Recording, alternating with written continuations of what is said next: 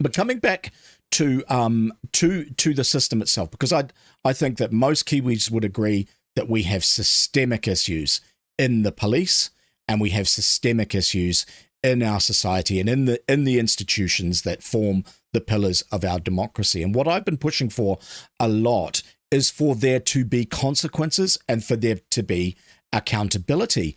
And I think that this is the big issue that we are seeing here with the police, where senior police executives were operating under the assumption that no matter what they did, there would be no consequences. And I can give you another example of that more and more.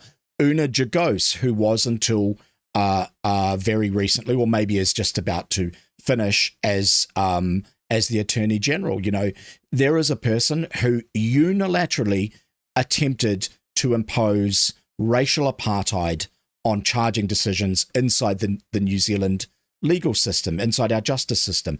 She had no mandate to do that. She is a civil servant. There were no consequences for Una Jagos doing that. She has been golden handshaked out of her position, and in a year or two she will show up having been moved sideways or moved up. Una Jagos, despite having done that, has the potential to be in the future the New Zealand Governor General.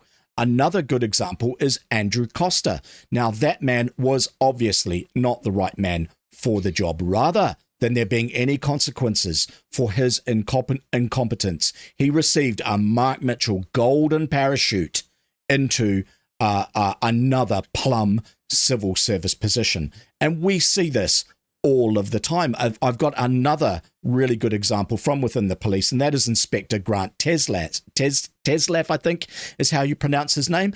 Now, as we have seen throughout this IPCA debacle, the police don't look for justice inside our justice system. To the police, the justice system is just a collection of mechanisms that they can use to achieve their objectives. They will circumvent any process. They will selectively enforce the law as long as it fits with what they want, with the objectives that they have set themselves. And this was very true of Inspector Grant Tetzlaff when he decided to unilaterally introduce hate crime laws to New Zealand. You may recall when the Rainbow Crossing investigation, Rainbow Crossing on Karangahape Road a couple of years ago, was white painted over.